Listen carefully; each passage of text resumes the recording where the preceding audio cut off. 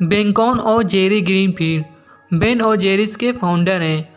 उनका मानना था कि बिजनेस सोसाइटी का सबसे पावरफुल फोर्स है, इसलिए इस पर सोसाइटी की हित और सलामती की भी बड़ी जिम्मेदारी आती है। स्पाइडरमैन की तरह बेन और जेरीज भी इस बात को मानते थे कि बड़ी ताकत के साथ बड़ी जिम्मेदारी भी आती है। आज की वीडियो में हम होममेड आइसक्रीम स्कूप शॉप के सक्सेस के बारे में जानेंगे। 1978 में यह कंपनी बेन और Jerry's homemade ice cream scoop shop के रूप में शुरू हुई। इसे एक रिपेयर किए गए ग्रॉस स्टेशन में शुरू किया गया। इसकी शुरुआत बेन और जेरीज ने $12,000 के इन्वेस्टमेंट से की और उन्होंने आइसक्रीम बनाने का $5 का कोर्स भी किया। उस समय दोनों दोस्त मिलकर सिर्फ पैसा कमाना और कुछ मस्ती करना चाहते थे। वे फ्री मूवी फेस्टिवल और फ्री आइसक्रीम डेज जैसे इवेंट्स होस्ट करने के लिए जाने लगे। 1980 में बेन और जेरीज ने अपने शहर के आसपास के ग्रोसरी स्टोर में थोड़े क्वांटिटी में अपने आइसक्रीम डिस्ट्रीब्यूट करने लगे। अगले साल उन्होंने अपनी पहली फ्रेंचाइजी स्टोर खोली और अपने पैकिंग ऑपरेशन को एक बड़ी फैक्ट्री में ट्रांसफ़र किया। उनकी डिमांड लगातार तेज़ी से बढ़ रही थी।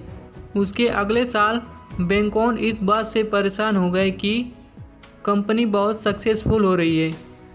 उन्हें यह डर था कि इसके कारण कंपनी में बदलाव आएंगे। बेन ने अपनी परेशानी अपने दोस्त से बांटी। उन्होंने कहा, बिजनेस अपने फ़ायदे के लिए सोसाइटी, एनवायरनमेंट और एम्प्लॉइज सबका फ़ायदा उठाती है।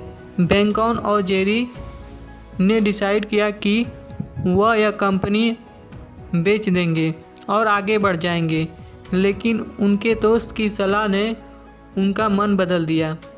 मॉरिस पुरपोरा, जो एक सनकी आर्टिस्ट, ने उनसे कहा, तुम दोनों कंपनी के मालिक हो। अगर तुम्हें कंपनी में कोई चीज़ पसंद नहीं आ रही है तो तुम उसे कभी भी बदल सकते हो। बेन को यह बात जची और उन्होंने जेरी से कहा कि वह यह कंपनी नहीं बेचेंगे।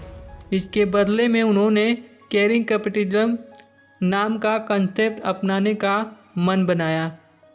केयरिंग कैपिटलिज्म का अर्थ एक ऐसी अर्थव्यवस्था से है जिसमें एक बिजनेस की सफलता बाजार की शक्तियों के द्वारा नहीं, बल्कि राजनीतिक वर्ग और व्यापारिक वर्ग के बीच साठगांठ पर निर्भर करती है।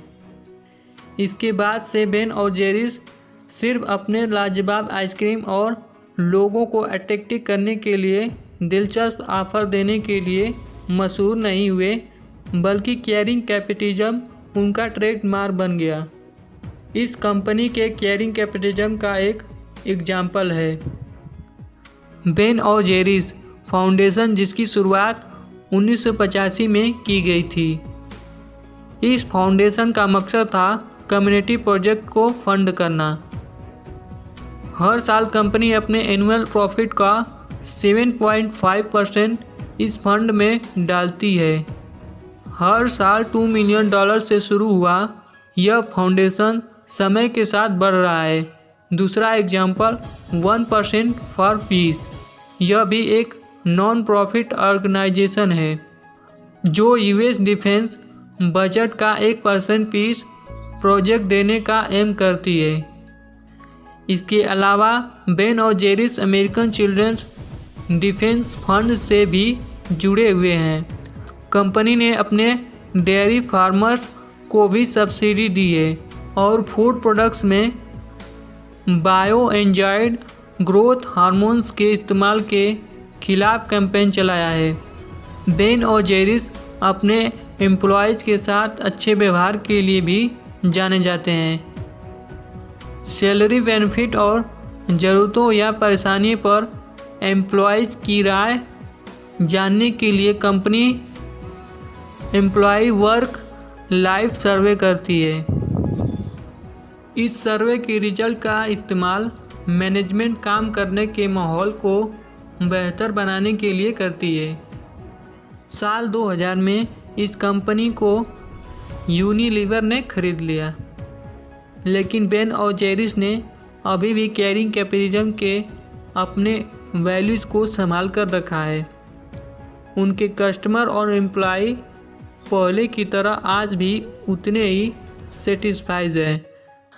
बेन और जेरिस ने साबित कर दिया है कि एक बड़ी कंपनी होने का मतलब बुरा होना नहीं है। आप हमेशा अपने वैल्यूज़ को चुन सकते हैं और उन पर टिके रह सकते हैं। अपना कीमती वक्त देने के लिए आपका बहुत बहुत धन्यवाद।